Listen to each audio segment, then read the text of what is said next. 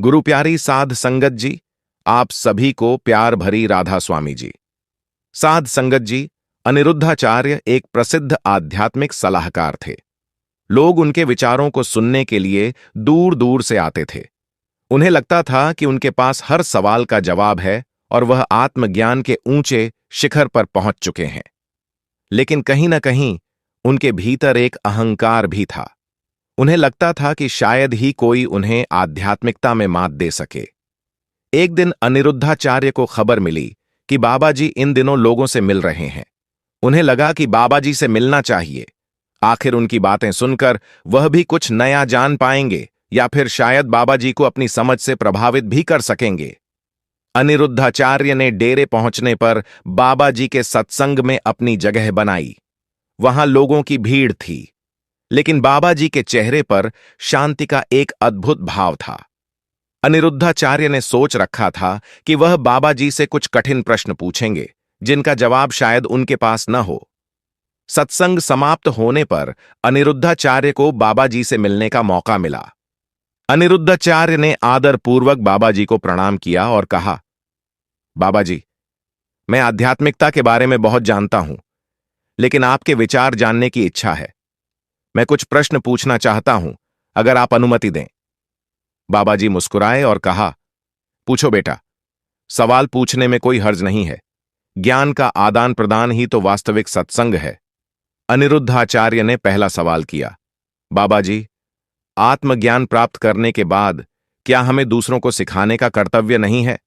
बाबा जी ने हल्की मुस्कान के साथ जवाब दिया, बेटा, आत्मज्ञान का पहला सबक यही है कि कर्तव्य का अहंकार छोड़ दो। सच्चा ज्ञान बांटने में नहीं, जीने में है। अनिरुद्धाचार्य थोड़ा असमंजस में पड़ गए।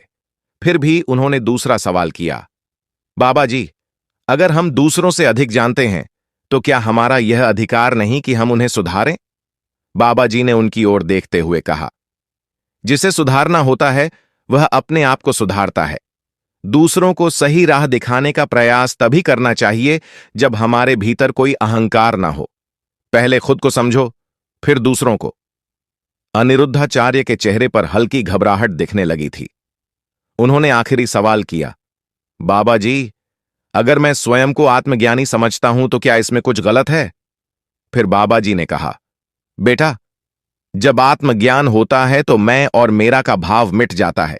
जो स्वयं को आत्मज्ञानी समझे वह दरअसल ज्ञान के प्रथम चरण पर भी नहीं पहुंचा है। यह सुनकर अनिरुद्धाचार्य चुप हो गए। बाबा जी के उत्तरों ने उन्हें भीतर तक हिला दिया था। वह समझ गए थे कि जो उन्होंने सोचा था वह केवल उनके अहंकार का एक हिस्सा था। अनिरुद्धाचार्य ने बाबा जी को प्रणाम किया और बिना कुछ कहे अपने मन में एक नई दृष्टि के साथ वापस लौट आए। इस यात्रा ने अनिरुद्धाचार्य को एक नई दिशा दी। उन्होंने अनुभव किया कि आत्मज्ञान का सच्चा अर्थ ज्ञान से परे जाकर अहंकार को मिटाना है। साध संगत जी, इस कहानी का संदेश है कि सच्चा ज्ञान वही है जो हमें विनम्र बनाता है और दूसरों की सेवा के लिए प्रेरित करता है। अहंकार कभी भी आत्मा को शांति नहीं दे सकता। सच्ची शांति आत्मसमर्पण और दूसरों के प्रति करुणा में है। साध संगत जी, जो सत्संगी लोग होते हैं वे जब कहीं किसी भी सफर पर जा रहे होते हैं, चाहे ट्रेन से जाएं या कार से, तो अक्सर पूरा रास्ता परमार्थ की बातें करते जाते हैं और मोबाइल या कार के स्टूडियो में सद्गुरु शब्द सुनना पसंद करते हैं। ऐसा माना जाता है कि जहां सद्गुरु की बातें हो रही हों, सद्गुरु के शब्द गाए और सुने जा रहे हों, उस जगह का जो एक ऑरा होता है उसमें बहुत ही पॉजिटिव एनर्जी अपनी जगह बना लेती है और नेगेटिव एनर्जी उसके अंदर प्रवेश ही नहीं कर सकती। साध संगत जी, आज जो साखी आपको सुनाने जा रहा हूं वह एक सत्संगी परिवार से जुड़ी हुई सच्ची साखी है। जब परिवार के एक सदस्य ने यह बात साझा की थी तो यह सुनकर सारी संगत हैरान रह गई थी। आप सभी से मेरी विनती है, साखी को पूरा जरूर सुनिए जी। इस परिवार में पति पत्नी और एक बच्चा है। इन्होंने बताया कि एक बार हम तीनों लोग छुट्टियां मनाने के लिए अपनी कार से मनाली जा रहे थे और हमारी एक आदत है कि हम कार में सफर करते समय पूरा रास्ता बाबा जी के भजन और सत्संग सुनते हैं। तो उस दिन जब हम अपने घर से निकले तो हमने बाबा जी के शब्द चला दिए और शब्द सुनते हुए और बातें करते हुए हम मनाली की तरफ निकल पड़े। मनाली हमारे शहर से लगभग 8 से 9 घंटे की दूरी पर है और हम लोग सुबह लगभग 8 बजे निकले थे और रास्ते में हम 3 से 4 बार खाने पीने के लिए भी रुके थे। जब मनाली लगभग 30 मिनट की दूरी पर रह गया था, तब तक अंधेरा हो चुका था, क्योंकि पहाड़ों में अंधेरा जल्दी हो जाता है। हम बाबा जी के शब्द सुनते हुए आगे बढ़ते जा रहे थे। कुछ दूरी चलने के बाद सामने हमें 2 रास्ते दिखाई दिए। हम वहां कंफ्यूज हो गए कि कौन सा रास्ता मनाली की ओर जाता है। वहां कोई साइन बोर्ड भी नहीं लगा हुआ था और आसपास देखने पर कोई नहीं था जिससे कि हम पूछ सकें। तो हमने अपने अंदाजे से एक तरफ वाले रास्ते की ओर गाड़ी मोड़ दी और आगे बढ़ने लगे। कुछ दूरी के बाद वहां एक गांव आया तो हमने गांव में किसी से पूछा कि क्या यह रास्ता मनाली जाता है। तो उन्होंने बताया कि जाता तो है, लेकिन यह रास्ता थोड़ा लंबा पड़ता है। आप शायद पीछे वाले चौराहे से गलत साइड मुड़ गए हो। अब आप इसी रास्ते पर आगे चलते जाइए। थोड़ा लंबा जरूर है यह रास्ता, लेकिन आप 45 मिनट में मनाली पहुंच जाओगे। तो हमने गांव वाले की बात सुनकर गाड़ी आगे बढ़ा दी। आगे चलकर वह रास्ता एकदम सुनसान हो गया। उस सड़क पर हमारे अलावा कोई और गाड़ी हमें नहीं दिखाई दे रही थी। कुछ दूरी चलने के बाद एक औरत जो कि अपने 2 बच्चों के साथ थी, उसने हमारी गाड़ी को हाथ देकर रुकवाया। मेरी पत्नी बोली, शायद इसको किसी की मदद की जरूरत है, और तो हमें बाबा जी हमेशा ही सिखाया करते हैं कि दूसरों की मदद जरूर करनी चाहिए। इंसानियत के नाते दूसरों की हेल्प करो। तो हमने उस औरत के पास जाकर गाड़ी रोक दी। उसके बाद वह औरत कहने लगी, मुझे अगले गांव तक छोड़ दोगे? तो मैंने कहा, ठीक है, आप पीछे बैठ जाइए। हमारे बच्चे को हमने पिछली सीट से उठाकर आगे मेरी पत्नी की गोद में बिठा दिया और मैंने गाड़ी का दरवाजा ओपन कर दिया। जैसे ही वह औरत अपने बच्चों के साथ अंदर बैठने लगी तो वह एकदम पीछे हट गई। मैंने कहा, क्या हुआ, कोई प्रॉब्लम है क्या? तो वह कहने लगी, पहले आप यह सत्संग शब्द बंद कर दीजिए। तो मैंने कहा, किस लिए? तो वह कहने लगी, मुझे अच्छा नहीं लग रहा। मैंने जैसे ही स्टेज की तरफ हाथ बढ़ाया तो मेरी पत्नी ने मेरा हाथ रोक दिया और उस औरत को कहने लगी, अगर आपको बैठना है तो बैठिए, लेकिन यह भजन बंद नहीं होंगे। तो यह सुनकर औरत के बच्चे रोने लगे और उनके रोने की आवाज किसी आम बच्चे के रोने जैसी नहीं थी। उनके रोने का अंदाज और आवाज एकदम अलग थी, जो हमने पहले कभी भी नहीं सुनी थी। यह देखकर हम डर गए और मैंने बाबा जी के शब्द और तेज आवाज में कर दिए। जब मैंने आवाज बढ़ाई तो उस औरत और उसके बच्चों से वह आवाज सहन नहीं हुई और वह तीनों हमारी कार से पीछे हट गए। तब तक हम समझ चुके थे कि यह कोई इंसान तो नहीं है। इसके बाद मैंने थोड़ा पीछे होकर पीछे वाली सीट का दरवाजा बंद किया और मैंने वहां से गाड़ी भगा ली। लगभग अगले 10 किलोमीटर तक हमें उस औरत और उसके बच्चों की रोने की आवाजें आती रहीं। हम उस दिन बहुत डर गए और हमने बाबा जी के शब्दों की वॉल्यूम इतनी तेज कर दी कि उस औरत और उसके बच्चों की रोने की आवाज दब गई और मैंने पूरा रास्ता कहीं गाड़ी नहीं रोकी और कुछ देर के बाद हम मनाली अपने होटल में पहुंच गए। तब मैंने अपनी पत्नी से इस बारे में बात की तो हमें समझ आया कि बाबा जी के शब्द कार में चलने की वजह से वह नेगेटिव चीज एंटर नहीं कर सकी, क्योंकि जहां मालिक की चर्चा होती है वहां एक ऑरा बन जाता है और उसको भेद पाना किसी नेगेटिव ऊर्जा के बस की बात नहीं होती। मालिक से बढ़कर और मालिक से ज्यादा ताकतवर इस संसार में दूसरी कोई चीज नहीं है। और जब यह नेगेटिव चीजें भी इस चीज को समझती हैं कि ऐसे में घुस पाना उनकी शक्तियों के परे की बात है। साथ संगत जी, ये तो बात थी एक सफर की, लेकिन सत्संगी अक्सर घर में भी बाबा जी के शब्द चलाकर रखते हैं। जो ऐसा करते हैं तो यकीन मानिए कि आपके घर का ऑरा भी पॉजिटिव बन जाता है और आपके घर को न कभी कोई काला जादू या नेगेटिव ऊर्जा कुछ बिगाड़ नहीं सकती। जिस घर में नाम की चर्चा है उस घर में खुद बाबा जी हर समय विराजमान रहते हैं। इसलिए हमें हमेशा ही अपने घरों में सुबह और शाम थोड़ी देर के लिए बाबा जी का सत्संग शब्द या साखी आम चलाकर सुनते रहना चाहिए। ऐसा करने से हमारा मन भी पॉजिटिव होता है और घर का जो ओरा होता है वह भी स्ट्रांग होता है और हमें गलत चीजों से बचाकर रखता है। हम देखते हैं कि डेरे में जब लंगर बनाया जा रहा होता है तो बीवियां सतगुरु के शब्द गाते हुए लंगर तैयार करती हैं, और अगर हम अपने घरों में भी बाबा जी के शब्द गाते हुए खाना बनाएंगे तो वह खाना भी गुरु घर के लंगर के समान ही हो जाता है और ऐसा खाना खाकर हमारा मन निर्मल होता है, बुरे विचार हमारे मन में नहीं आते। वह कहते हैं ना, जैसा खाए अन्न वैसा होए मन। जिस अन्न में शब्दों का संचार कर दिया जाता है, फिर वह प्रसाद बन जाता है। और अगर आपके घर का कोई सदस्य सत्संग या सिमरन को नहीं मानता, तो अगर आप हर रोज ऐसा खाना बनाकर उसे खिलाएंगे तो यकीनन एक दिन उसकी विचारधारा बदल जाएगी। साध संगत जी, इस महीने में बाबा जी के भंडारे डेरे में चल रहे हैं और शुक्रवार 22 नवंबर को बाबा जी ने शाम को 4 बजे संगत के साथ सवाल जवाब किए, जो आप इस वीडियो में सुन सकते हैं। साथ संगत जी, सबसे पहले आज शाम 4 बजे बाबा जी और संगत के बीच हुए सवाल जवाब सुनते हैं। एक भाई कहने लगा कि बाबा जी, पत्नी और मां की लड़ाई होती है और बीच में मैं फंस जाता हूं। तो बाबा जी ने हंसते हुए कहा कि तू बीच में क्यों फंसता है, तू घर से भाग जाएगा। यह सुनकर संगत हंसने लगती है। आदमी को एक बैलेंस बनाकर चलना चाहिए बेटा। अगर आदमी कमजोर होगा तो काम नहीं चलेगा, और अगर आदमी थोड़ा सा जोर घर पर दिखाकर कहेगा कि लड़ाई नहीं करनी, तो घर में लड़ाई बंद हो जाएगी। फिर एक भाई ने पूछा कि बाबा जी, जिनको नामदान नहीं मिला वह अपने मन को संतुष्ट कैसे रखें। तो बाबा जी ने इस भाई को समझाया कि बेटा, यह सब हमारी सोच पर निर्भर करता है। अगर हम अपनी सोच को अच्छा रखेंगे तो हमारे मन में काबू रहेगा, और अगर सोच गलत होगी तो मन हर समय उतावला रहेगा। फिर एक लड़की कहने लगी कि बाबा जी, हमारे पापा की बाईपास सर्जरी हुई है और हमें चिंता रहती है कि हमारी शादी के बाद जब हम चले जाएंगे तो पापा का ध्यान कौन रखेगा। तो बाबा जी ने समझाया कि बेटा, हम सब मालिक के बच्चे हैं और ध्यान रखने वाला वह मालिक है।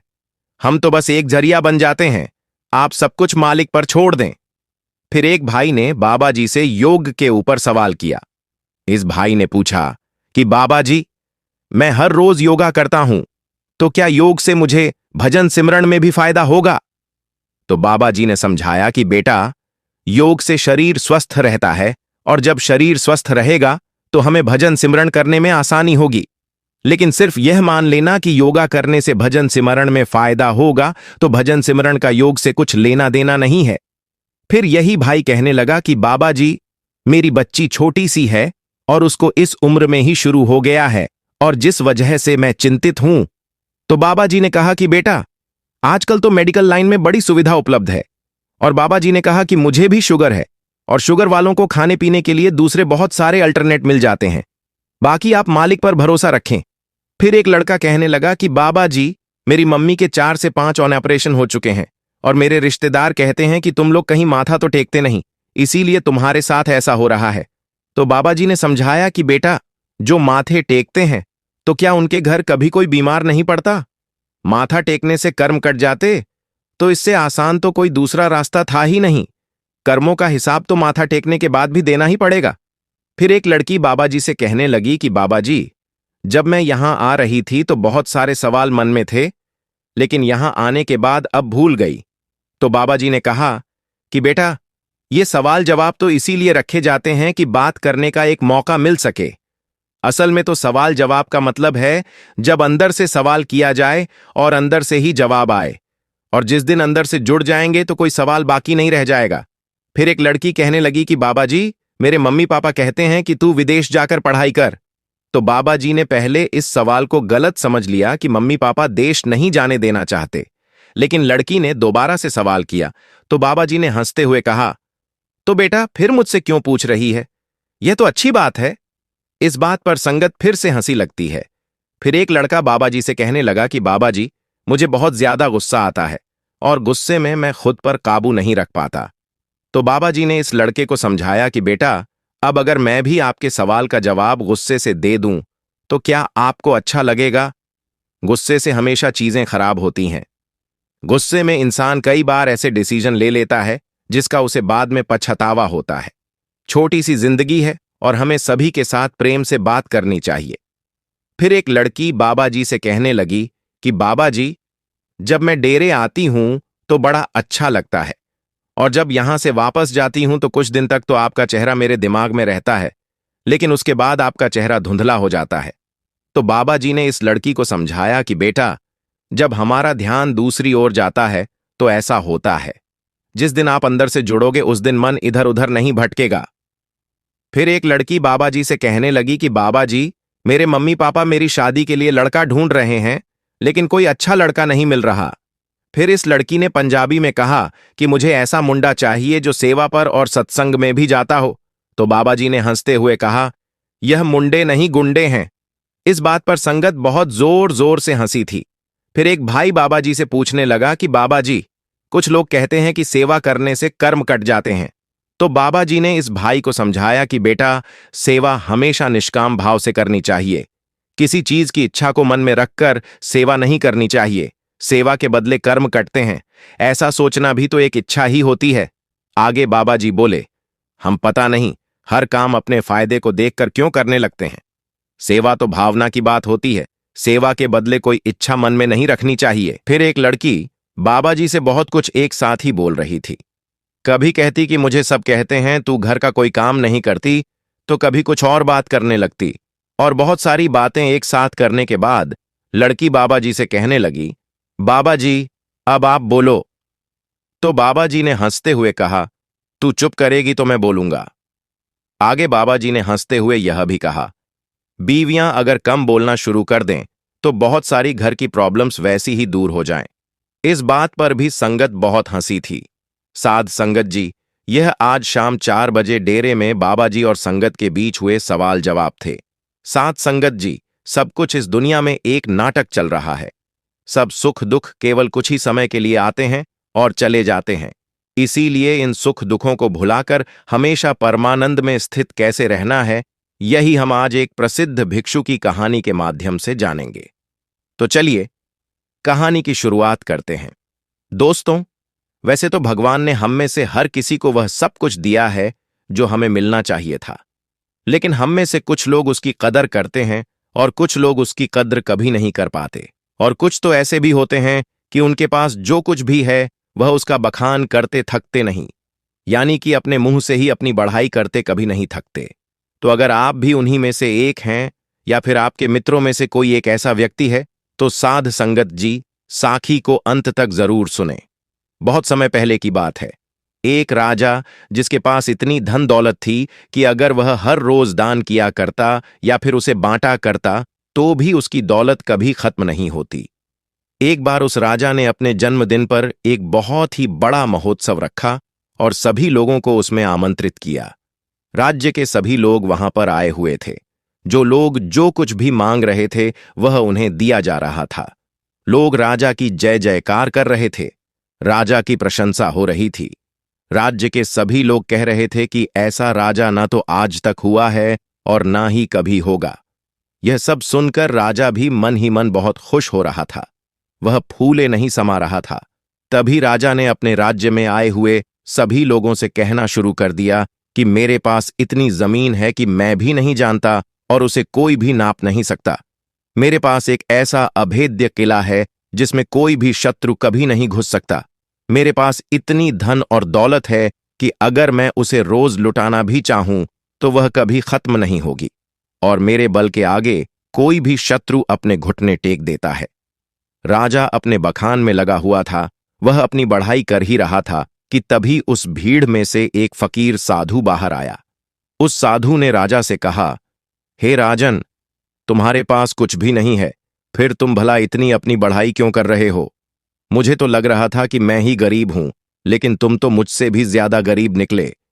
इतने लोगों के सामने जब फकीर ने राजा से यह सब कहा तो राजा को क्रोध आ गया। राजा ने तुरंत ही उस फकीर को कारागार में डाल दिया। अगले दिन उस फकीर साधु को राज्यसभा में बुलाया गया और उस फकीर से राजा ने कहा, अब कहो तुम क्या कहना चाहते हो? इस पर वह फकीर साधु कहते हैं, मुझे लगता था कि तुम्हारे पास धन दौलत ही नहीं है, लेकिन अब मुझे यह भी यकीन हो गया है कि तुम्हारे पास रत्ती भर दिमाग भी नहीं है। इस पर वह राजा और भी ज्यादा क्रोधित हो गया और उसने उस फकीर से कहा, तुम हमारा अपमान कर रहे हो। हम चाहे तो तुम्हें अभी के अभी मृत्युदंड दे सकते हैं। इस पर वह फकीर मुस्कुराने लगे और राजन से कहा, हे राजन, किसी को कुछ देने के लिए हमारे पास भी कुछ होना चाहिए, लेकिन तुम्हारे पास तो कुछ भी नहीं है, तो फिर तुम भला मुझे क्या दे सकते हो?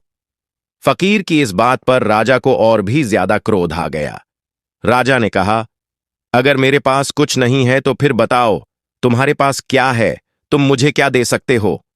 इस पर वह फकीर मुस्कुराने लगा और कहा, हे राजन, मेरे पास जो कुछ भी है वह तुम्हें दिखाई नहीं देगा, और जो तुम्हें दिखाई दे रहा है ऐसा मेरे पास कुछ नहीं है।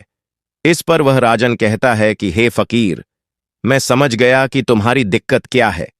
तुम्हारे पास कुछ भी नहीं है और तुम चाहते हो कि तुम्हारे पास धन हो, दौलत हो। तुम गरीब हो, इसलिए तुम अमीर होना चाहते हो। तो ठीक है, तुम अपने घर चले जाओ और अब इसकी चिंता करना बिल्कुल छोड़ दो। राजा की इस बात को सुनने के बाद वह फकीर एक बार फिर मुस्कुराने लगा और मुस्कुराते मुस्कुराते वह अपने घर की ओर चल पड़ा। वह फकीर एक टूटी फूटी झोपड़ी में रहा करता था। जब तक वह फकीर अपनी उस झोपड़ी में पहुंचा, तब तक राजा ने उस झोपड़ी में हीरे जवाहरात से भरे हुए कुछ थैले रखवा दिए। राजा मन ही मन यह सोच रहा था कि जैसे ही वह फकीर इतना धन देखेगा तो वह खुशी के मारे पागल हो जाएगा, और यह सब मैं अपनी आंखों से देखना चाहता हूं। इसीलिए राजा झोपड़ी के पास में ही छुपकर यह सब देखने लग गया। कुछ देर बाद जब वह फकीर अपनी झोपड़ी में आया तो उसने देखा कि हर तरफ हीरे ही हीरे फैले हुए थे और उसके सोने के लिए भी कहीं पर जगह नहीं थी। इस पर उस फकीर ने उन थैलों को निकालकर अपनी झोपड़ी से बाहर फेंक दिया और अपने सोने के लिए जगह बनाई। उसमें से एक थैला जो बच गया था उसे अपने सर के यहां पर रखा और फिर उसी पर सो गया। राजा यह सब देखकर बड़ा ही आश्चर्यचकित था कि भला यह फकीर कहीं पागल तो नहीं है। इतने सारे धन के थैले रखे हुए थे, उसमें से उसने एक भी नहीं देखा। सारे के सारे थैले उठाकर उसने फेंक दिए, मानो वह धन की थैलियां हों ही ना, किसी ने कचरे की थैलियां वहां पर रख दी हों। यह सब राजा सोच ही रहा था कि तभी राजा के मन में एक और विचार आया। उसने सोचा कि लगता है फकीर बाहर रहकर थक चुका था, उसे नींद आ रही थी, जिस वजह से उसने यह सारी थैलियां उठाकर बाहर फेंक दीं। लेकिन जैसे ही वह उठेगा तो इन थैलों के अंदर जब इतना सारा धन दिखेगा तो वह जरूर खुशी के मारे पागल हो जाएगा, और जो कुछ भी थैले उसने बाहर फेंके हैं वह भी उठाकर वह अपनी झोपड़ी में ले जाएगा। अब राजा उस फकीर के उठने का इंतजार करने लग गया। देखते ही देखते एक पहर बीत गया। वह फकीर नींद से उठा और उसने देखा कि आसपास जो भी थैलियां बची हुई थीं उसे भी उठाकर उसने बाहर फेंक दिया, और साथ ही साथ वह यह भी कह रहा था कि यहां पर किसने इतना सारा कूड़ा कचरा डाल दिया है। उस फकीर ने अपनी झोपड़ी की साफ सफाई की और फिर बाहर आगे की ओर चल पड़ा। यह सब देख राजा बड़ा ही आश्चर्यचकित था। वह सोच रहा था कि लगता है शायद इसे धन की आवश्यकता नहीं है, इसे कुछ और ही चाहिए, जिसके पीछे इस दुनिया के अधिकांश लोग पागल हैं, और वह सब कुछ चाहिए। राजा ने उस फकीर के आने से पहले उसकी भी व्यवस्था उस झोपड़ी में करवा दी और फिर फकीर के आने का इंतजार करने लग गया। कुछ समय बाद जब वह फकीर वापस आया, अपनी कुटिया में अंदर की ओर प्रवेश किया, तो उसने देखा कि कुछ लड़कियां फकीर का इंतजार कर रही थीं, जो बिल्कुल जवान थीं, जिनके अंदर यौवन कूट कूट कर भरा हुआ था। वे सभी अपनी अदाओं से उस फकीर को लुभाने की कोशिश करने लगीं। तभी फकीर ने उन सब की तरफ ध्यान से देखा और कहा, बेटियों, तुम सब यहां पर आए हो तो खाना खाकर जाना, मैं सभी के लिए खाना बनाता हूं। उन फकीर ने सभी के लिए भोजन बनाया और सभी को भोजन भी खिलाया। वहां पर उपस्थित जितनी भी लड़कियां थीं, अब उनके पास खाने के लिए कुछ नहीं रहा था। तभी उन फकीर ने कहा कि हमारा मन साफ होना चाहिए, तन से कुछ नहीं होता, और हमारा मन तब साफ होगा जब हमारा मन स्थिर होगा। मन की चंचलता हमें लूट लेती है, हम भटकते हैं और सिर्फ भटकते ही रह जाते हैं। लेकिन अगर मन शांत होगा, स्थिर होगा, तो हम उन ऊंचाइयों को पा सकते हैं जिसकी आपने कभी कल्पना भी नहीं की है। सभी लड़कियों ने एक एक करके उन फकीर का आशीर्वाद लिया और वहां से चल पड़ीं, मानो वे सभी लड़कियां अपने पिता से मिलकर घर वापस जा रही हों। राजा यह सब देख रहा था और उसे यह सब देखकर बड़ा ही आश्चर्य हुआ। राजा एक बार फिर से सोच में पड़ गया कि आखिर इस फकीर को क्या चाहिए। इसने धन नहीं लिया, इसने उन स्त्रियों को भी खाना खिलाकर भेज दिया, तो फिर ऐसी कौन सी चीज है जो इस फकीर को खुश कर सकती है, जो इस फकीर को चाहिए। बहुत देर सोच विचार करने के बाद राजा के मन में एक और नया विचार आया।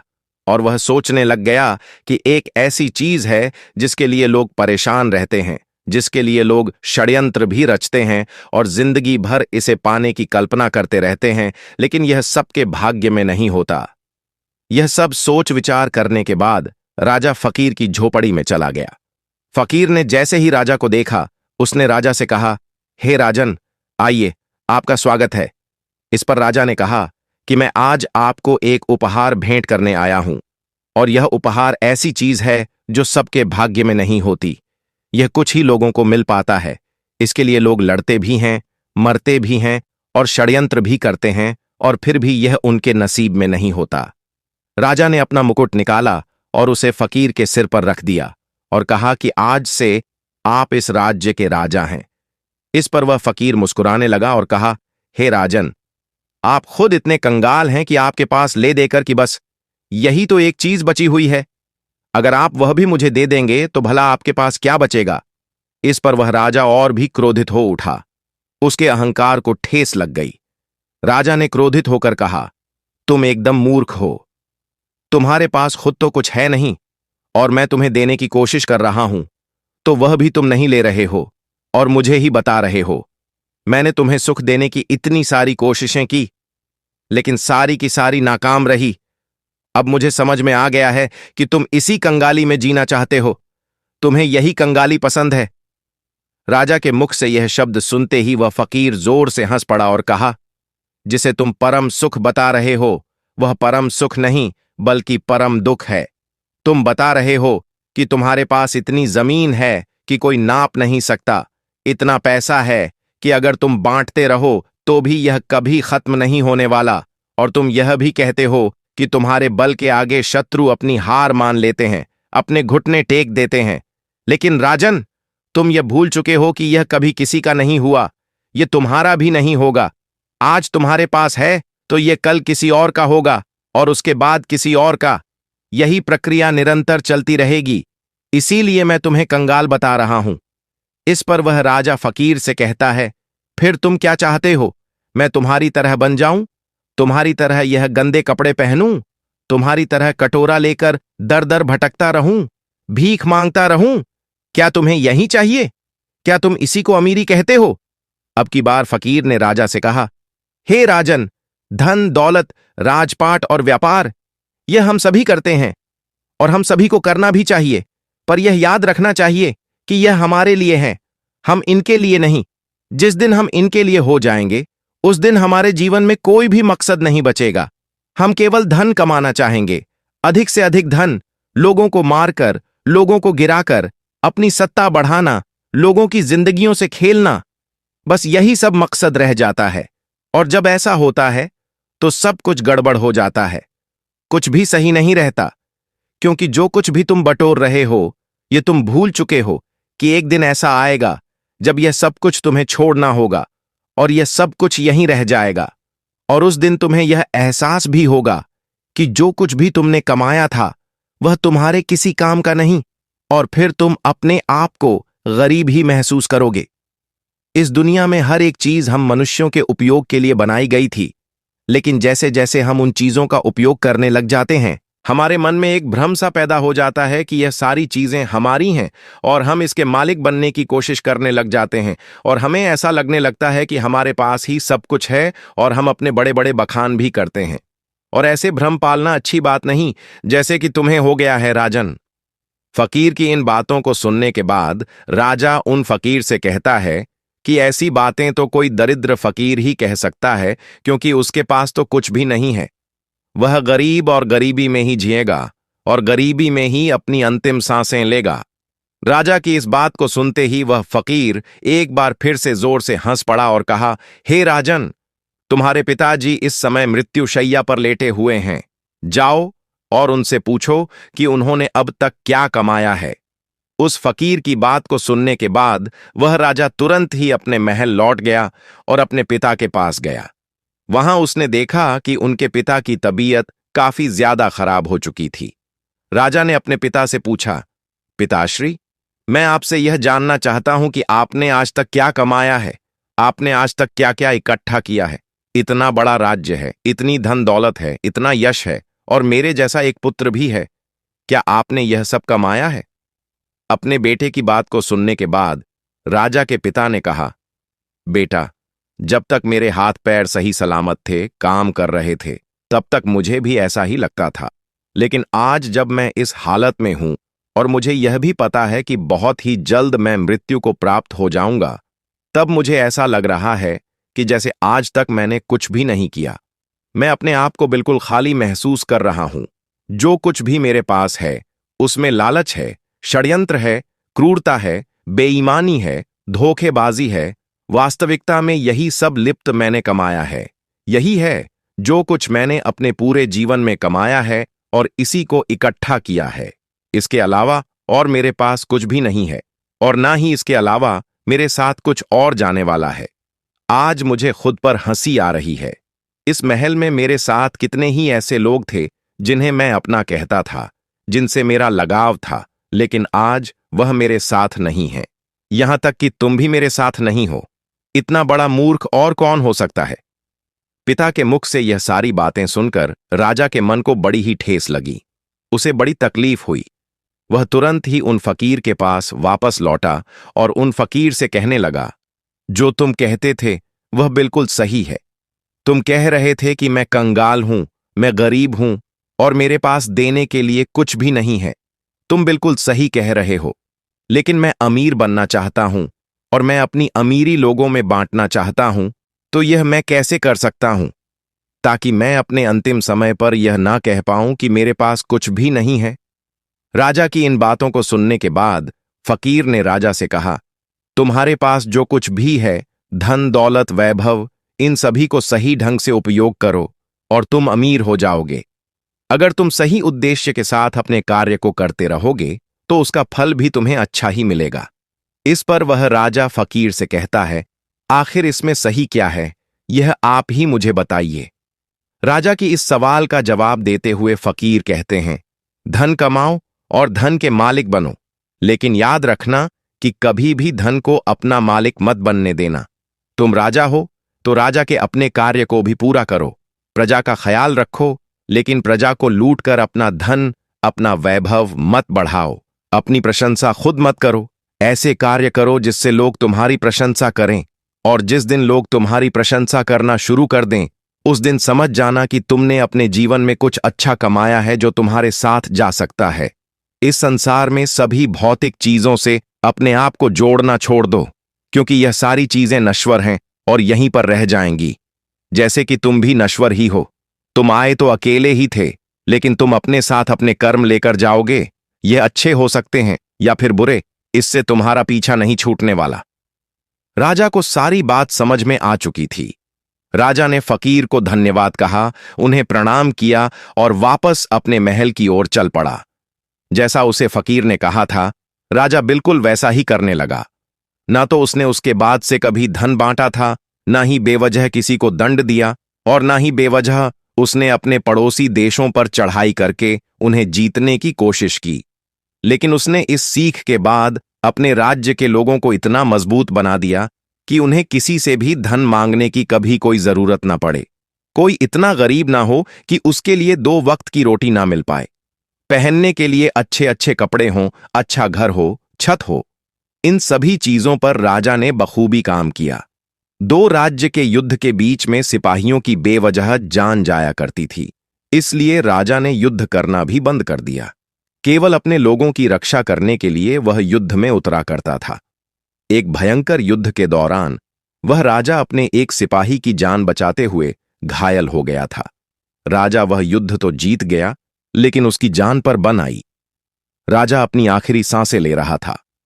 उस समय राजा के चेहरे पर मुस्कान थी। वह जोर से हंसा और कहने लगा, हे फकीर, तेरा धन्यवाद कि मेरे लिए लोग इतना आंसू बहा रहे हैं, मेरी प्रशंसा कर रहे हैं और मेरी फिक्र भी कर रहे हैं। मैंने इतना कुछ कमा लिया है कि लगता है मैंने कुछ नहीं कमाया। मैं खाली हाथ आया था और खाली हाथ ही जा रहा हूं। ना मेरे पास कुछ अच्छा है और ना ही कुछ बुरा। तभी अचानक वह फकीर राजा के पास आया और राजा से कहने लगा, अरे इतनी क्या जल्दी है, अभी तो तुम्हें और शासन करना है। उस फकीर ने अपनी पोटली से एक औषधि निकाली और राजा को पिला दी। देखते ही देखते वह राजा बहुत ही जल्दी फिर से स्वस्थ हो गया, और जैसे ही वह पूरी तरह से स्वस्थ हुआ, वह वापस उस फकीर से मिलने उसी झोपड़ी में चला गया। लेकिन जब वह वहां गया तो बिल्कुल भी हैरान रह गया, क्योंकि वहां पर कोई फकीर नहीं था। वह फकीर कहाँ गया, ये किसी को नहीं पता। दोस्तों, कुछ इसी प्रकार हम अपना जीवन सिर्फ धन कमाने में लगा देते हैं। जीवन भर हम उस धन को कमाते हैं जो धन हमारे किसी काम का नहीं। हम ऐसी ही चीजें इकट्ठा करते रहते हैं, और आखिर में अंतिम समय आने पर हमें यह एहसास होता है कि हमने सब कुछ कमाकर भी कुछ नहीं कमाया, और हमारे साथ सिर्फ हमारे कर्म ही रह जाते हैं। तो दोस्तों, चलिए अब अपनी नींद को पूरी तरह से योग निद्रा के माध्यम से ध्यान में कैसे परिवर्तित करना है, और ब्रह्मचर्य में सुबह जल्दी उठने की आदत कैसे लगानी है, इस विषय पर अगली कहानी की शुरुआत करते हैं। दोस्तों, कहते हैं जिन लोगों की नींद मृत्यु के समान शांत और स्थिर हो जाए, उन लोगों का हर सुबह एक नया जन्म होता है। इसका अर्थ यह हुआ कि जिस प्रकार रात के समय हमारी सांसें एकदम से थम सी जाती हैं, उसी प्रकार नींद में अगर हमारी सांसें इतनी धीमी रफ्तार से चले कि किसी को पता न चले कि हम सांसें ले रहे हैं या नहीं, तो यह समझ जाइए कि आप योग निद्रा में हैं। योग निद्रा का अर्थ यह हुआ कि आपकी नींद ही आपके लिए ध्यान बन चुकी है, और यदि एक बार आप योग निद्रा में पहुंच गए तो आपको ब्रह्म मुहूर्त में जागृत होने का प्रयास कभी नहीं करना पड़ेगा। क्योंकि एक साधारण व्यक्ति की नींद 8 घंटे की होती है, और वहीं पर जो व्यक्ति योग निद्रा में होता है उसकी नींद केवल 4 से 5 घंटे की ही होती है। इसी कारण यदि आप योग निद्रा में होंगे तो आपका अपना शरीर ब्रह्म मुहूर्त में बिस्तर छोड़ देगा। यदि आप भी अपनी नींद को योग निद्रा की नींद बनाना चाहते हैं, अपने आप को मुहूर्त में उठाना चाहते हैं, तो इसके लिए आपको एक बात समझनी बहुत जरूरी है, और वह यह है कि अपने शरीर के साथ जबरदस्ती हमें नहीं करनी चाहिए। अगर आप जबरदस्ती करके किसी तरह से तरह तरह के उपकरणों का इस्तेमाल करके यदि आप ब्रह्म मुहूर्त में उठ भी जाते हैं तो आपकी नींद पूरी नहीं होगी। आपका शरीर थका हुआ होगा और आपका ध्यान भी पूरी तरह नहीं लग पाएगा। इसलिए यदि आप किसी तरह से ब्रह्म मुहूर्त में जबरदस्ती उठ भी जाते हैं तो आप ब्रह्म मुहूर्त के उस समय का, उस ऊर्जा का भरपूर उपयोग नहीं कर पाएंगे। और वहीं पर यदि आपकी आंखें खुद ब खुद खुल जाएं तो आप उसका भरपूर उपयोग कर सकते हैं। लेकिन वहीं पर यदि हम जबरदस्ती करके किसी तरह से ब्रह्म मुहूर्त में उठ भी जाते हैं तो इसका अर्थ यह है कि हमने अपने शरीर को तनाव दिया है, जबरदस्ती हमने उसे उठाया है, जिस कारण हमारा पूरा दिन तनाव में ही बीतेगा। हम दिन भर थका हुआ महसूस करेंगे, हारा हुआ महसूस करेंगे, और हमारा मन भी किसी कार्य में नहीं लग पाएगा। यदि आप वास्तव में ब्रह्म मुहूर्त में उठना चाहते हैं तो इसकी तैयारी आपको पिछली रात को ही करनी होगी। जैसे कि मान लीजिए आप रोज रात को 8 बजे तक खाना खा लेते हैं, तो उसके बाद 9 बजे तक आप सोने की तैयारी कर लीजिए। आपको यह समय निश्चित रखना होगा। नियमित तौर पर आपको हर रोज 9 बजे ही सोना होगा। 9 बजे आपको अपने बिस्तर पर पहुंच जाना है, शांत होकर, स्थिर होकर सो जाना है। और एक बात और याद रहे, जब आप इस अवस्था में होंगे तब आपके मन में किसी प्रकार के कोई विचार नहीं होने चाहिए, जैसे कि आज मैंने यह काम नहीं किया, आज मैंने वह काम नहीं किया। यदि मैंने इस कार्य को आज कर लिया होता तो कल मेरे ऊपर इतना दबाव ना होता। आपके दिन भर के सारे काम दिन भर में छूट जाने चाहिए। यदि आप व्यापार करते हैं तो आपके व्यापार के सारे काम वहीं रह जाने चाहिए। इस स्थिति के दौरान आपके मन में ऐसे कोई विचार नहीं होने चाहिए जिससे आप और आपकी नींद पर प्रभाव पड़े। फिर चाहे वह कार्य आपके लिए कितना भी जरूरी क्यों ना हो, फिर चाहे वह विचार ही आपके लिए कितना भी जरूरी क्यों ना हो, क्योंकि एक अच्छी नींद लेना अति आवश्यक होता है, जिससे हमारा शरीर ऊर्जावान बना रहता है, ताकतवर बना रहता है।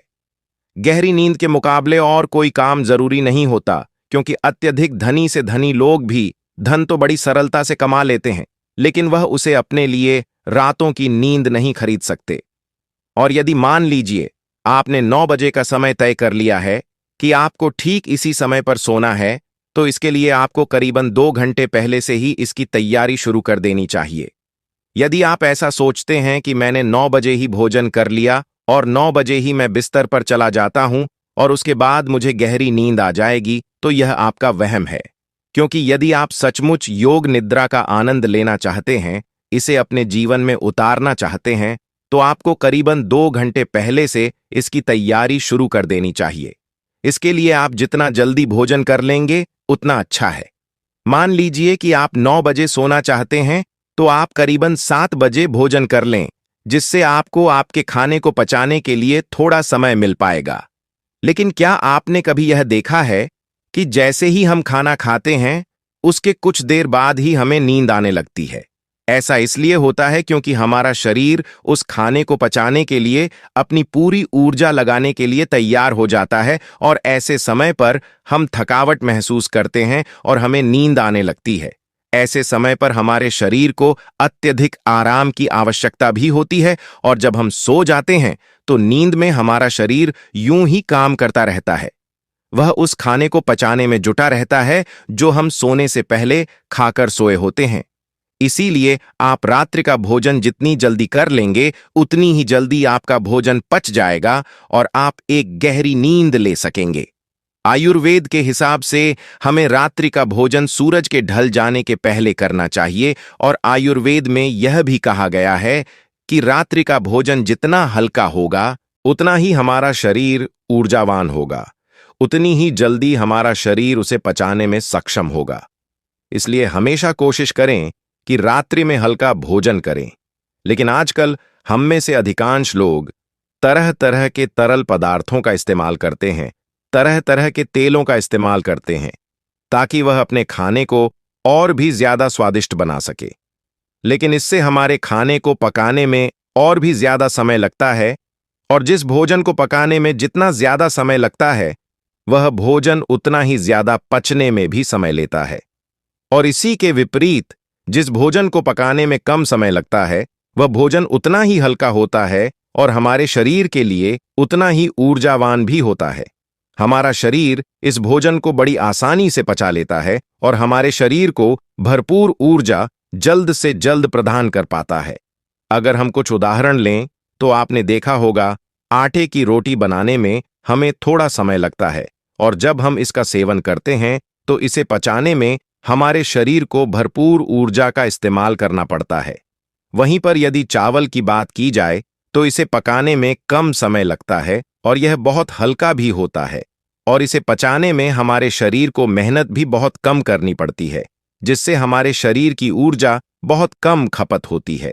इसी प्रकार खिचड़ी, चावल, उबली हुई सब्जियां, यह सब हल्के खाने में आते हैं, और वहीं पर रोटी, घी, तेल इत्यादि यह सारे भारी खाने में आते हैं, जिन्हें पचाने में हमारे शरीर को अत्यधिक ऊर्जा लगानी पड़ती है और हमारे शरीर को इसे पचाने में अत्यधिक समय भी लग जाता है। और आप लोगों ने यह भी देखा होगा कि जब हम में से अधिकांश लोग भारी भोजन करते हैं तो उन्हें नींद बहुत देर तक आती है, अर्थात वह बहुत देर तक सोते रह जाते हैं, क्योंकि इसे पचाने में अत्यधिक समय लगता है, अत्यधिक ऊर्जा नष्ट होती है। इस कारण हमारा शरीर थक जाता है और उसे आराम की भी अत्यधिक आवश्यकता होती है, और इसी कारणवश हमारे शरीर में तरह तरह की बीमारियां भी उत्पन्न होने लगती हैं।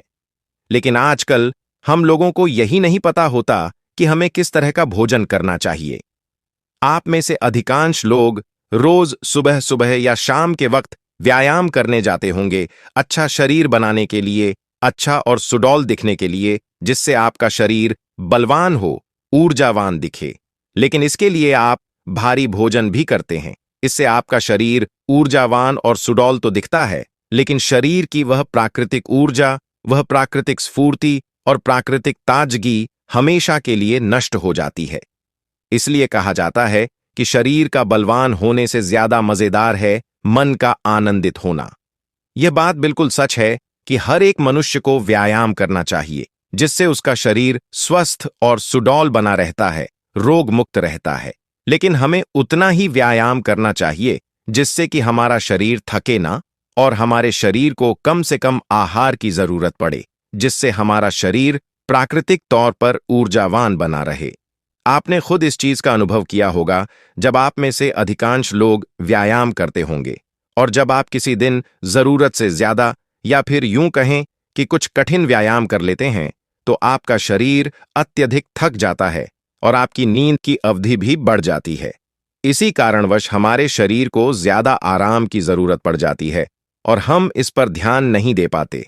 इसीलिए जब अगले दिन हम उठते हैं तो हमारा शरीर थका हुआ महसूस होता है, हमारे शरीर के अंदर हमें ऊर्जा कम महसूस होती है। लेकिन जो व्यक्ति समझदार हैं वह लोग यह जानते हैं कि हम चाहे शरीर के लिए कितना भी व्यायाम क्यों न कर लें, इसे चाहे कितना भी बलवान क्यों न बना लें, लेकिन एक न एक दिन तो इसे मिट्टी में मिलना ही है। और यही बात यदि हम अपने मन को समझाने में सफल हो जाते हैं तो इससे बड़ी जीत हमारे लिए और कुछ नहीं हो सकती, क्योंकि मन को समझाने से बड़ा काम इस दुनिया में कुछ हो ही नहीं सकता। जो व्यक्ति अपने मन पर काबू पा लेते हैं उसे समझने में कामयाब हो जाते हैं। समझ लीजिए कि उन्होंने अपने जीवन पर विजय प्राप्त कर ली, उन्होंने अपने आप पर विजय प्राप्त कर ली, क्योंकि हमारा मन ही हमें भटकाता है, हमारा मन ही हमें लुभाता रहता है, हमारा मन ही दूसरों को प्रभावित करने में लगा रहता है। जैसे कि हम में से अधिकांश लोग व्यायाम इसलिए करते हैं ताकि उनका शरीर सुडौल और बलवान दिखे और वह लोगों को प्रभावित कर सके। जैसा कि आजकल हम सभी तरह तरह के विज्ञापनों में देखते रहते हैं, उसे देखकर हमारा मन भी उसी तरह काम करने लग जाता है, क्योंकि हमने हमेशा से तरह तरह के कलाकारों को देखा है जो अपने शरीर को सुडौल और आकर्षक बना लेते हैं। हमारा मन भी उसी पर काम करता है, हमारे मन को भी वही चाहिए, हमारे मन को भी लोगों को प्रभावित करना है, जिस कारण हम भी उसी राह पर चल पड़ते हैं।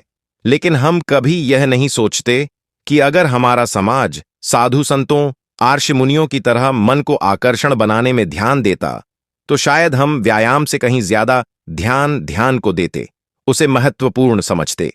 खैर, हम अपने विषय की तरफ आगे बढ़ते हैं। रात्रि को करीबन 7 बजे के आसपास आपको भोजन कर लेना है और यह भोजन हल्का होना चाहिए। उसके बाद आपको अपने शरीर को शांत और स्थिर बनाने की कोशिश करनी है, क्योंकि इस दौरान आपके पास कोई और काम नहीं होना चाहिए। 7 बजे के पहले पहले आपको आपके सारे काम निपटा लेने हैं, फिर चाहे वह दफ्तर के हों या व्यापार के या फिर मन में कोई उथल पुथल, इन चीजों को पूरी तरह से बंद कर देना है।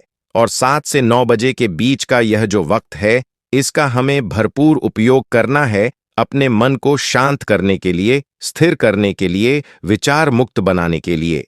और इसके लिए चाहे तो आप रात्रि के बाद स्नान भी कर सकते हैं, और स्नान करने के लिए आप चाहे तो हल्के गुनगुने पानी का भी इस्तेमाल कर सकते हैं। और स्नान करते वक्त आपके मन में तरह तरह के विचार उत्पन्न होंगे और इस समय पर आपको केवल इन्हीं विचारों पर ध्यान देना है। जैसे कि आज जो भी थकान हुई है, मेरा शरीर जितना भी थका हुआ है, जो भी मैंने आज किया है, जो भी मैंने किसी से ईर्ष्या की है, नफरत की है, घृणा की है, वह सारी चिंताएं, वह सारी परेशानियां इस पानी के साथ धुल रही हैं और मेरा मन एकदम खाली, शांत और निर्मल हो रहा है। यदि आप ऐसा भाव स्नान करते वक्त मन में रखते हैं तो आपका मन शांत होने लगेगा और आप अपने आप को स्थिर करने में भी धीरे धीरे कामयाब हो ही जाएंगे। जब आप रोज रोज एक ही अभ्यास लगातार करते रहेंगे तो इसका परिणाम भी आपको उतना ही जल्दी मिलेगा। और स्नान करने के बाद कोशिश कीजिए कि आपका ध्यान किसी और पर ना जाए, एकदम शांत रहिए। जो भी आपने आज किया है, जो भी वस्तुएं आपने देखी हैं, सोची हैं, सुनी हैं, उन्हें वहीं पर छोड़ दीजिए, क्योंकि वह सारी चीजें आपको अगले दिन फिर वहीं पर मिल जाएंगी। और उसके बाद अपने कक्ष की ओर आगे बढ़िए। अपने कक्ष में जो भी सुगंध आपको पसंद हो उसका इस्तेमाल करें। हो सकता है वह कोई धूप बत्ती हो या फिर कोई परफ्यूम, आप इसका इस्तेमाल कर सकते हैं। उसके बाद अपने कमरे की रोशनी को धीमा कर दीजिए और मन को शांत करने के लिए, स्थिर करने के लिए कोई शांत संगीत लगाकर उसे ध्यानपूर्वक सुन सकते हैं। और उसके बाद आप बिस्तर पर लेट जाइए और किसी प्रकार के उपकरणों का इस्तेमाल ना करें। बस सोते वक्त अपने मन में अपने आप से कहिए कि मुझे ब्रह्म मुहूर्त में उठना है, और इसे आपको बड़े ही ध्यानपूर्वक कहना है। आपका पूरा ध्यान केवल इन्हीं शब्दों पर होना चाहिए। यदि आप सुबह 4 बजे उठना चाहते हैं तो आप कह सकते हैं कि मुझे कल सुबह 4 बजे उठना है, हे प्रभु मेरी इसमें मदद कीजिएगा, मुझे अगली सुबह 4 बजे उठा दीजिएगा, क्योंकि आप ही इस सृष्टि के कर्ता धर्ता हैं, इसलिए मैं आपके भरोसे एक गहरी नींद लेने जा रहा हूं और मुझे पूरी उम्मीद है कि आप मुझे कल सुबह 4 बजे अवश्य जगा देंगे। अपने मन में यह भाव बनाए रखें और इसी भाव के साथ आप गहरी नींद में चले जाएं। आपको ऐसा पूरे 21 दिनों तक करना होगा। उसके बाद आप खुद ही एहसास कर पाएंगे कि जब आप नींद में थे तब भी आपको आपके आसपास क्या हो रहा है इन सब का ज्ञान था। आप नींद में भी जागे हुए थे और अब आपका जागरण पूर्ण हुआ और अब आप योग निद्रा में प्रविष्ट हो चुके हैं। आप यह भी एहसास कर पाएंगे कि जिस नींद को पूरा होने में 8 से 10 घंटे लगा करते थे और उसके बाद भी जब हम अगली सुबह उठते हैं तो हमारा शरीर थका हुआ और बीमार सा महसूस होता था, अब वही नींद केवल 4 से 5 घंटे के अंदर पूर्ण हो जा रही है और आपके शरीर में भी एक अलग ऊर्जा है, अलग शक्ति है। आपका मन भी स्फूर्ति से भरा हुआ है और आपका मन भी सभी कार्यों में बड़ी सरलता से और सहजता से लगने लगा है। और ऐसा इसलिए हो पाता है क्योंकि यह नींद आपकी वास्तविक नींद है। पहली जो नींद आप सो रहे थे उसमें आपके मन में तरह तरह के विचार रहते थे, तरह तरह के आपको सपने दिखाई पड़ते थे। आपका मन, आपका मस्तिष्क पूरी रात्रि भर काम करता रहता था। आपका शरीर आपके भोजन को पचाने के लिए कार्य करता रहता था, जिससे आपकी ऊर्जा नष्ट होती रहती थी। इसी कारणवश जब आप उस नींद से उठते थे तब भी आपका शरीर उसी प्रकार थका हुआ, हारा हुआ और कमजोर दिखा पड़ता था। लेकिन जब आप इस प्रक्रिया का इस्तेमाल करेंगे तो उसके बाद न तो आपके मन में कोई विचार होंगे, न ही आपका शरीर थका हुआ होगा और न ही आपके शरीर को किसी प्रकार की किसी क्रिया को करने की कोई आवश्यकता पड़ेगी। आपका मन, आपका दिमाग पूरी तरह से शांत होगा और जब आप अगली सुबह उठेंगे तो आपका शरीर पूरी तरह से ऊर्जावान बना रहेगा। आप किसी भी कार्य को पूरे मन और लगन के साथ पूरा करेंगे। न ही आपको आलस्य आएगा और न ही आप थकेंगे और न ही आपको पूरे दिन पर किसी प्रकार का कोई तनाव महसूस होगा। आपका पूरा दिन तरोताजा से भरा हुआ रहेगा। आपके लिए एक नए दिन की शुरुआत होगी। आप हर काम में आनंद लेंगे। योग निद्रा में पहुंचने के बाद आपका ध्यान करना भी अत्यधिक सरल हो जाता है। आप बहुत जल्दी ही गहरे ध्यान में उतर जाते हैं। रात को योग निद्रा लेने के बाद ब्रह्म मुहूर्त में किया गया ध्यान सबसे लाभकारी होता है। इसलिए जब भी आप योग निद्रा से उठें तो कोशिश कीजिएगा कि कम से कम 1 घंटा आप ध्यान के लिए अवश्य निकालें। ध्यान ही वह मार्ग है जिससे आप उस असीम शक्ति को समझ पाएंगे, उसे पहचान पाएंगे, उस विराट रूप को देख पाएंगे। आप उसे देख पाएंगे जो इस कण कण में बसा हुआ है। आप वह सब कुछ देख पाएंगे, समझ पाएंगे जो आज तक इन शास्त्रों में लिखा गया है। इन शास्त्रों का निचोड़ अब आपको ध्यान हो जाएगा जो आज तक यह आर्ष मुनि हमें सिखाते रहे हैं, जिस पर पूरा अध्यात्म टिका हुआ है। हमारे शास्त्र, वेद और ज्ञान, यह सब कोई पढ़ने या रटने की चीज नहीं है। यह तो अनुभव है। इसका हमें अनुभव ही करना चाहिए। यदि आप इसे रटने का प्रयास करते हैं तो आप कुछ नहीं हासिल कर सकते। इसका आपके जीवन पर कुछ असर नहीं होगा। यह ज्ञान केवल आपके मस्तिष्क के ऊपरी भाग और मन के ऊपरी भाग पर ही रहेगा। यह कभी आपके मन को प्रभावित नहीं कर सकेगा, जिस कारण यह हमारे मन में एक तनाव पैदा करेगा, जिससे हमारे जीवन में भी तनाव उत्पन्न होने लगेगा। लेकिन यदि आप इन चीजों का अनुभव करते हैं तो यही ज्ञान, यही वेद, यही शास्त्र आपके लिए आनंद का कार्य करेंगे। आपको हर जगह आनंद की अनुभूति होगी। आप केवल हर जगह वास्तविकता को देख पाएंगे, सत्य को समझ पाएंगे, सत्य को जान पाएंगे और आपका जीवन भी सरल और सूक्ष्म होने लगेगा। राधा स्वामी जी।